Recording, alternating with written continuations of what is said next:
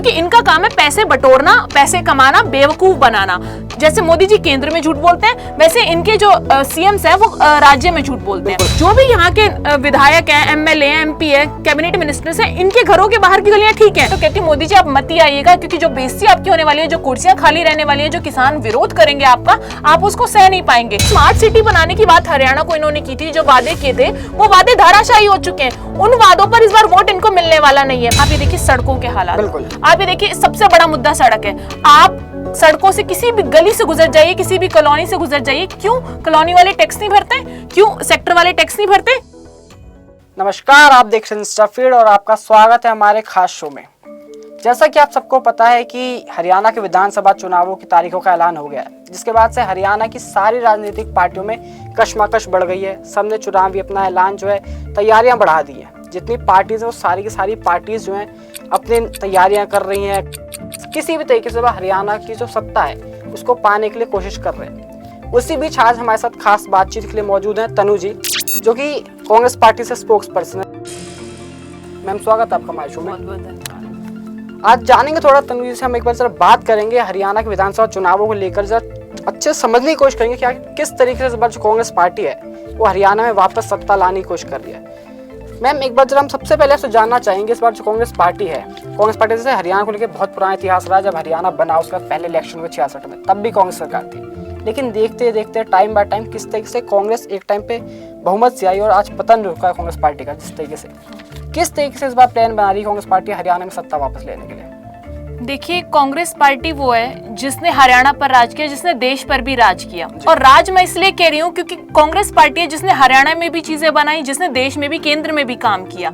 लेकिन भारतीय जनता पार्टी क्यों आई सत्ता में, उसका मुख्य कारण क्या था? कारण ये था कि जब लगातार कांग्रेस पार्टी को जनता वोट दे रही थी तो वो एक बार मौका देना चाहती थी कि दूसरी पार्टी को भी एक बार मौका देकर देखते हैं, क्या पता ये पार्टी कुछ बेहतर कर जाए। ये सोचकर उन्होंने भारतीय जनता पार्टी को वोट किया, यूथ ने भारतीय जनता पार्टी को चुना। और मोदी जी के जो झूठे वादे हैं वो चाहे केंद्र में कर लें चाहे आप राज्य में कर लें, आप ये देखिए मनोहर लाल खट्टर के नाम पर चुनाव नहीं लड़ते ये लोग हरियाणा में, क्योंकि अगर लड़ते होते तो सीएम चेहरा इनको यहाँ बदलने की जरूरत नहीं पड़ती, नायाब सिंह सैनी जी को कुछ महीनों का सीएम बनाने की जरूरत नहीं पड़ती। तो केंद्र में जो मोदी सरकार बैठी हुई है, उस मोदी सरकार के जो स्टार प्रचारक हैं, चाहे वो नरेंद्र मोदी जी हो, अमित शाह जी हो या फिर योगी जी हो, वो आते हैं राज्यों में और वहां पर अपनी वही हिंदुत्व फैक्टर खेलते हैं और चुनाव जीत जाते हैं। आपने देखा होगा हरियाणा का यूथ किस तरफ जा रहा है। आप ये देखिए कि हरियाणा के मोस्टली यूथ आप देखेंगे तो वो काम पे नहीं जाते हैं। क्यों नहीं जाते हैं? क्योंकि उनके दिमाग में एक धर्म को लेकर एक माइंडसेट कर दिया गया है यहाँ की राजनीति ने। और ये कहते हैं ना, अगर एक नेता अच्छा सत्ता पे बैठा हुआ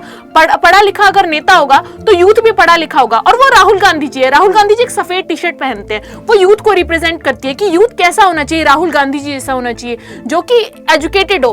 तो राहुल गांधी जी हरियाणा में भी चाहते हैं कि जो हरियाणा के लोग हों, जो हरियाणा के बेटे हों, क्योंकि वो राहुल गांधी जी के भी बेटे हैं, वो राहुल गांधी जी के भी भाई है। वो राहुल गांधी जी जिस तरीके से अपनी माँ को प्यार करते हैं वैसे हरियाणा की माँ से भी प्यार करते हैं। तो वो चाहते हैं कि यहाँ का यूथ पढ़ा लिखा हो, इसलिए दोबारा बदलाव की जरूरत है। पिछली बार जब भारतीय जनता पार्टी को वोट देकर सत्ता की कुर्सी पर इन लोगों ने बिठाया था तो उम्मीद की थी कि ये यूथ को पढ़ाने का काम करेंगे, सरकारी स्कूलों के हालात अच्छे होंगे।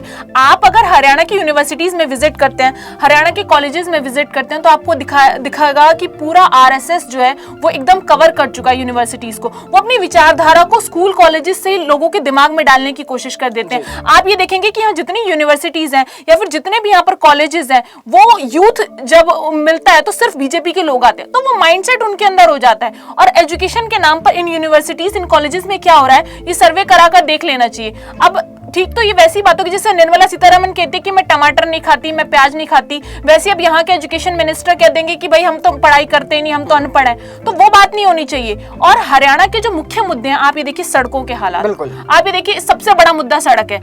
आप सड़कों से किसी भी गली से गुजर जाइए, किसी भी कॉलोनी से गुजर जाइए, क्यों कॉलोनी वाले टैक्स नहीं भरते, क्यों सेक्टर वाले टैक्स नहीं भरते, या फिर बड़ी बड़ी इंडस्ट्रीज वाले टैक्स भरते हैं कि उनके पॉश एरिया में घर है तो ठीक है, उनका एरिया तो ठीक है, हम उससे खुश हैं। या फिर जो मनोहर लाल खट्टर है या फिर जो मूलचंद शर्मा है, जो भी यहाँ के विधायक हैं, एमएलए हैं, एमपी है, कैबिनेट मिनिस्टर्स हैं, इनके घरों के बाहर की गलियां ठीक है। लेकिन अभी कुछ समय पहले ये वाईएमसीए यूनिवर्सिटी है, इसके बगल से जो मूलचंद शर्मा का घर जा रहा है वहां भी रोड खराब थी, ठीक करा ली। लेकिन जो कॉलोनीज में रहते हैं, जो टैक्स भरते हैं उनका क्या? हमारे टैक्स के पैसे से आप सत्ता पर बैठते हैं, हमारे टैक्स के पैसे से आप काम कराते हैं, उसके नाम पर वोट लेते हैं, उससे पैसे कमाते हैं, लेकिन आप उस जनता को सड़क पर छोड़ देते हैं टूटी फूटी। आप ये देखिएगा गाड़ियां चलना मुश्किल है हरियाणा के अंदर, तो हल्की सी बारिश होती है गड्ढे नाले खुले रहते हैं, और यहाँ तो बिना बारिश के भी नाले खुले रहते हैं। सीवरेज सिस्टम इनका इतना ज्यादा खराब है। तो जो स्मार्ट सिटी बनाने की बात हरियाणा को इन्होंने की थी, जो वादे किए थे, वो वादे धराशायी हो चुके हैं। उन वादों पर इस बार वोट इनको मिलने वाला नहीं है, ना इनको पिछली बार मिलता। लेकिन पिछली बार इन्होंने मनोहर लाल खट्टर, ये जाति फैक्टर पे बहुत ज्यादा जाता है, जाट गुजर ये वोट्स पे जाते हैं। लेकिन आप ये देखिए कब तक आप अपने जात के लोगों को वोट दे देकर सत्ता की कुर्सी पर बिठाएंगे और वो आपका सर्वनाश करते होंगे, आपके बच्चों का फ्यूचर खराब करेंगे। तो जरूरत है हरियाणा के लोगों को ये समझने की कि आपकी जाति का बंदा सत्ता की कुर्सी पर बैठ के जब आप ही के काम नहीं कर रहा, तो क्या जरूरत है कि उसको आप वोट देकर सत्ता की कुर्सी पर बिठाइए। हुड्डा जी थे, हुड्डा जी का इतिहास रहा है, आप आज भी किसी गांव में चले जाइए, हुड्डा जी का जितना सम्मान है उतना मनोहर लाल खट्टर जी का नहीं है। और मैं ये कहती हूँ कि सिर्फ अभी क्यों, फ्यूचर में भी हुड्डा जी ही रहने वाले हैं। ईवीएम हैक ये लोग कर लेते हैं चुनावों में, उस पर भी इस बार ध्यान दिया जाएगा हरियाणा में कि इस तरीके की चीजें ना हो। तो आप देखिएगा कि हरियाणा में जो मुख्य मुद्दा रहने वाला है वो शिक्षा का रहने वाला है। मुझे लगता है कि बहुत एजुकेशन सिस्टम में पीछे जा रहा है हरियाणा। आप देखिए लोग सारे हरियाणा के फरीदाबाद के लोग जॉब करने दिल्ली जा रहे हैं, क्यों? यहाँ पर एमएनसीज नहीं खोली जा सकती? अगर यहाँ पे मशीन्स बनाने वाली फैक्ट्रीज है, सब कुछ है, तो यहाँ पर एक अच्छी यूनिवर्सिटी नहीं हो सकती? दिल्ली यूनिवर्सिटी में लोग एडमिशन लेने जा रहे हैं, घर छोड़कर 3-3 घंटे ट्रैवल कर रहे हैं। तो हरियाणा सरकार इसके बारे में कब सोचेगी? कब मनोहर लाल खट्टर सरकार इसके बारे में बात करेगी? इतनी बार इनको वोट देकर आप जिता दीजिए, कितनी बार भी इनसे मुद्दों पर बात कर लीजिए, लेकिन ये जो हरियाणा सरकार है ये कभी सुधरने वाली नहीं है, मनोहर लाल खट्टर की सरकार। क्योंकि इनका काम है पैसे बटोरना, पैसे कमाना, बेवकूफ बनाना। जैसे मोदी जी केंद्र में झूठ बोलते हैं, वैसे इनके जो सीएम्स हैं वो राज्य में झूठ बोलते हैं। बिल्कुल, आपने बात अच्छी करी। आपने जो मेन मुद्दे की बात करी, आप टोना चाहेंगे, जरा माफी चाहिएगा। आपने मुद्दे की बात करी कि जैसे शिक्षा बहुत बड़ा मुद्दा है, रोड मुद्दा है। हरियाणा के अंदर बहुत बड़ा मुद्दा रोजगार भी है, जो शुरू से रहा है। पूरे देश का जितना रोजगार बेरोजगारी का दर है, उससे 3 गुना ज्यादा बेरोजगारी दर अकेले हरियाणा में। जबकि हरियाणा के अंदर गुड़गांव जैसा एमएनसी है, जो साइबर हब है आज के टाइम में, फरीदाबाद इंडस्ट्रियल हो गया, पानीपत हो गया, सोनीपत हो गया, अंबाला हो गया, इतनी इंडस्ट्रीज हैं, उसके बावजूद इतनी ज्यादा बेरोजगारी हरियाणा के अंदर। तो क्या लग रहा है ये रोजगार के मुद्दे पे भी इस बार कांग्रेस ध्यान देने वाली है? बड़ा फैक्टर होने वाला है कांग्रेस को सीट दिलाने के लिए इस बार? देखिए, रोजगार का मुद्दा तो हमेशा से राहुल गांधी जी ने उठाया। उन्होंने हमेशा कहा है कि देश में बेरोजगारी चरम सीमा पर है, और मोदी जी कहते हैं पकोड़े तल लो, तो हरियाणा में पकोड़ों की रेहड़ियों की जरूरत नहीं है। क्योंकि एक एजुकेटेड युवा, बीटेक करने वाला युवा अपने लेवल की नौकरी ढूंढता है, लेकिन वो लेवल की नौकरी आपको हरियाणा में मिलेगी नहीं। नोएडा भागना पड़ेगा, गुड़गांव जाना पड़ेगा, आपको दिल्ली जाना पड़ेगा। तो फिर हरियाणा गवर्नमेंट को हम क्या कहें? जो खट्टर सरकार है, उन्होंने वादे किए थे कि स्मार्ट सिटी बन जाएगी। आप ये देखिए, सबसे बड़ा मुद्दा पानी का भी है। पानी का इतना गंदा मुद्दा है कि आप किसी भी सड़क, गली, नुक्कड़ चौराहों में जाइए, ड्रम्स रखे होते हैं लोगों के। लोग पागल हो चुके हैं। मतलब इंसान पूरे दिन काम कर आता है, खाना खाकर आता है, मेहनत करता है, लेकिन वो मेहनत कहाँ जाती है? बाल्टियां उठाने में चली जाती है, ड्रम्स भरने में चली जाती है। पानी का मुद्दा इतना बड़ा है कि पानी कब आ जाए पता नहीं चलता। आप पूरे दिन नौकरी कीजिए और रात को 12 बजे अचानक से पानी आता है, आप अपनी नींद खराब करिए और पानी भरिए। तो कब तक ये जो पानी का मुद्दा ये सॉल्व होने वाला है? क्योंकि इन्होंने कहा था कि पानी जो है वो आपको मिलता रहेगा, टाइम से मिलेगा, लेकिन कोई टाइम ही फिक्स नहीं है इनका पानी का। कभी भी ये लोग पानी दे देते हैं, और उसके बाद आप समर सीवर्स तो लगाना इलीगल हो चुका है। तो आप देखिएगा, जो सरकारी पानी आता है वो पानी भी इन लोगों को नहीं मिल रहा। 10-10 दिन, 15-15 दिन पानी नहीं आता। आप जितना कमाते हैं फिर उससे टैक्स भरते हैं, उसके बाद पानी खरीदने के लिए भी आप खुद जाते हैं, ऊपर से वाटर का भी टैक्स आप लोग भरते हैं, हाउस टैक्स आप भरते हैं। तो आप टैक्स के नाम पर देश की जनता को लूट रहे हैं। लेकिन सुविधाएं तो दीजिए। अगर आप हमसे हाउस टैक्स लेते हैं, अगर आप हमसे रोड का टोल टैक्स लेते हैं, तो रोड भी तो अच्छी होनी चाहिए। अब सिर्फ हाईवेज बना देने से तो नहीं होता। जनता रोज हाईवे से तो ट्रेवल करेगी नहीं, वो सड़क पे भी जाएगी, मोहल्ले में भी जाएगी, नुक्कड़ चौराहों पर भी जाएगी। तो वो सारा सिस्टम आप देखिए, और मार्केट का सिस्टम देखिए। मार्केट में सारी दुकानें बाहर लगी है, पूरा कूड़ा कचरा सड़कों पर पड़ा हुआ है। पूरा हरियाणा ध्वस्त हो चुका है जब से भारतीय जनता पार्टी की सरकार आई है। और मुझे लगता है कि इस बार कांग्रेस को वोट देंगे, और हम तो उम्मीद लगा के बैठे हैं कि 90 में से 70 पार सीटें इस बार कांग्रेस लेके आ रही है। 90 में 70 की आपने बात करी, बहुत बड़ी बात कर दी आपने।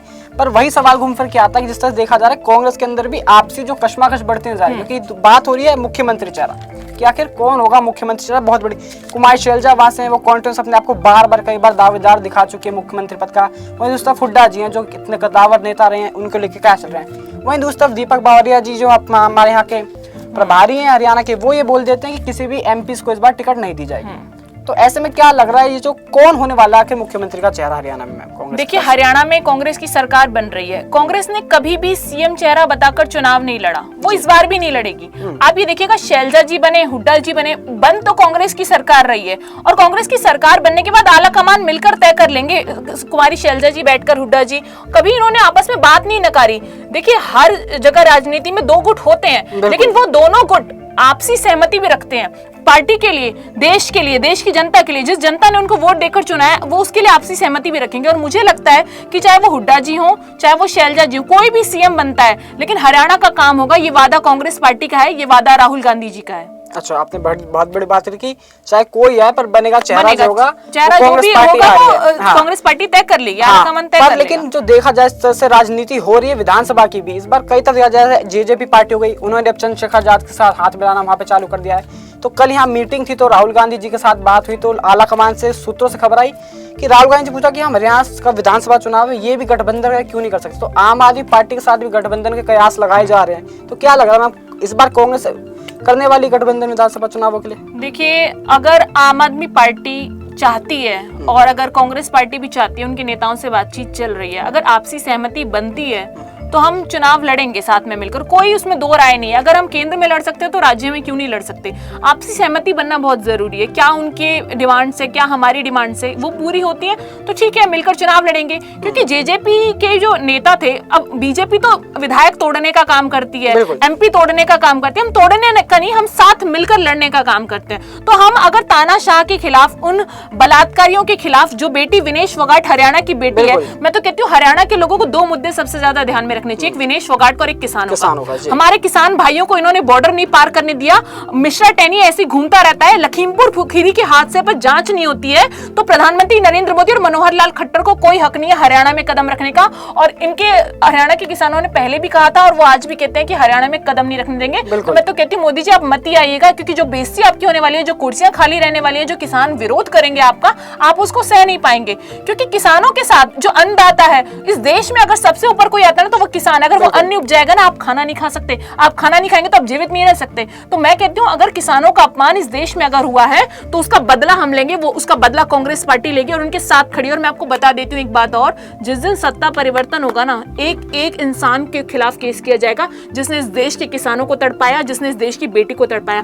विनेश फोगाट के साथ हादसा हो जाता है, लेकिन मोदी जी नहीं बोलते हैं। विनेश फोगाट को कहते हैं कि हाँ ये तो जीत कर आई है, जीत कर आई है तो हमें पता है, पर बृजभूषण शरण सिंह के आरोप तय होने के बाद भी वो खुला घूम रहा है, इस तरीके से इंटरव्यू दे रहा है। मेरे मन से तो कहते हैं ना, इज्जत खत्म हो गई है बृजभूषण शरण सिंह के लिए, और मेरे क्या देश की हर बेटी महिला के मन से खत्म हो गई है उसके लिए इज्जत, क्योंकि वो बेटी को हराने के लिए किस लेवल तक गया ना, ये हमने देखा है। अब आप तीसरी बात कंगना रनावत की कर लीजिए, वो किस तरीके से किसानों पर प्रहार बोलती नजर आती है, कितने अभद्र शब्दों का प्रयोग करती है। तो वो बदतमीज महिला है, मैं आज उनके लिए बदतमीज शब्द का उपयोग कर रही हूँ। अब तक मुझे लगता था कि ठीक है, वो मतलब ठीक ठाक चल लेंगी, अपने बयान पे कंट्रोल कर लेंगी, स्मृति ईरानी की तरह अभी यंग है तो हवा में उड़ रही है, लेकिन नहीं, उनका राजनीतिक करियर अगली बार खत्म है।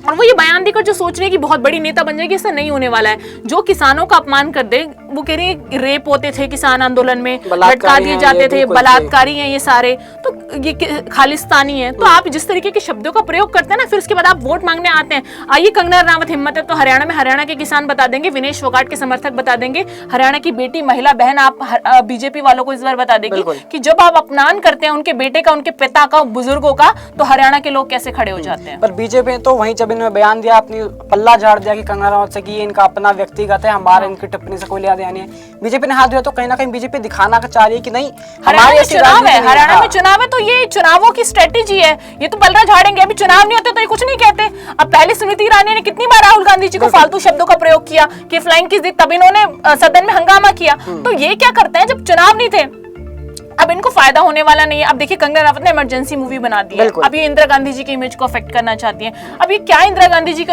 इमेज को अफेक्ट करेंगी, जिसका इतिहास रहा है, जिस लेडी ने बांग्लादेश के टुकड़े करके बांग्लादेश को अलग कर दिया ताकि भारत बचा रह सके। आज इंदिरा गांधी जी की वजह से देश में आज आप पॉलिटिक्स कर पा रहे हैं, देश में आप खुले घूम पा रहे हैं। उन्होंने संविधान को बरकरार रखा था। इमरजेंसी उस टाइम उस देश के हालातों को देखकर लगाई गई थी, देश को दिशा और दशा नहीं देने के लिए लगाई गई थी। तो वो इमरजेंसी मूवी को बनाकर भी गुमराह करने की कोशिश कर रहे हैं कि हरियाणा इलेक्शन, हरियाणा चुनाव पर, जम्मू कश्मीर चुनाव पर फर्क पड़ जाए, केंद्र के चुनाव पर फिर फर्क पड़ जाए, लेकिन ऐसा होने वाला नहीं है। कंगना रनावत की मूवी बायकॉट होगी और हरियाणा से तो बिल्कुल बायकॉट होनी चाहिए। मैं तो कहती हूँ हरियाणा के लोगों से हाथ जोड़कर अपील है मेरी, बायकॉट कर दीजिए इस मूवी को। जरूरत नहीं है हमें ऐसी मूवी देखने की जो हमारे जो बेटियों का अपमान हो, जहां हमारे किसानों का अपमान हो, उसकी मूवीज को बिल्कुल बायकॉट कर देना चाहिए। आपसे एक सवाल और करना चाहेंगे, समझना चाहेंगे कि आपने बता तो दिया कि हरियाणा में सरकार है कांग्रेस की, मगर क्या कुछ ऐसे मुद्दे होने वाले हैं, क्या समस्या है, बड़ी चुनौती होने वाली जिस बार कांग्रेस को सामना करना पड़ सकता है हरियाणा में? क्या आपको लग रहा है कुछ ऐसी चुनौतियां हैं, या फिर बड़ी आसानी से इस बार जो कांग्रेस पार्टी वो यहाँ बहुमत लाने वाली है? कुछ चुनौतियों का सामना भी नहीं करना पड़ेगा? बहुमत तो बहुत आसानी से आ जाएगा, लेकिन चुनौती कांग्रेस पार्टी के सामने अगर है ना,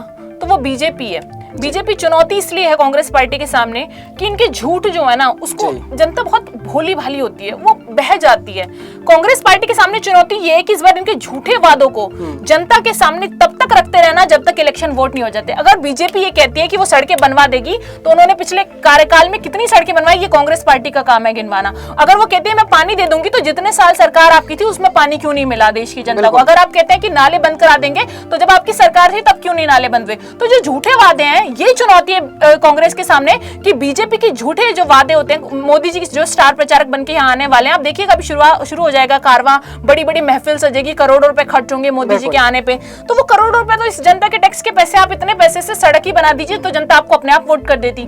अब हमारे पास, हमें मुद्दा लेके जाने की जरूरत नहीं है। जनता के पास रोजगार का मुद्दा है, जनता के पास सड़कों का मुद्दा है, जनता के पास पानी का मुद्दा है। तो ये मुद्दे इस बार होने वाले हैं हरियाणा में, और इससे ये चुनाव जो है जीत जाएगी कांग्रेस पार्टी, क्योंकि ये मुद्दे कांग्रेस पार्टी पूरी कर सकती है। जनता को भरोसा है। देखिए, मुख्य विपक्षी पार्टी रह चुकी है, केंद्र में भी रह चुकी है और हरियाणा में भी रह चुकी है पिछली बार के चुनावों को अगर आप देखें, तो इस बार भी यही होने वाला है। इस बार तो हम सरकार बनाने जा रहे हैं और सीएम तो कोई भी हो, हम सबका स्वागत है। देखा आपने, आप तनु जी हमारे साथ इतनी देर से मौजूद थी, कांग्रेस की स्पोक्स पर्सन, जिन्होंने बताया कि किस तरीके से 90 में से 70 सीट जो है इस बार कांग्रेस पार्टी ला के हरियाणा में अपनी सरकार बना रही है। तनु जी, अगर हमें उम्मीद है, आप जैसा बता रही, अगर ऐसा होता है तो 8 तारीख को जब डिक्लेयर होंगे तो हम आपसे फिर मुलाकात करेंगे, फिर आपसे बात होगी, इसको लेकर खुशियां मनाई जाएंगी। तब तक हरियाणा विधानसभाओं के और अपडेट जानने के लिए हमारे जुड़े रहें इंस्टा फीड पर।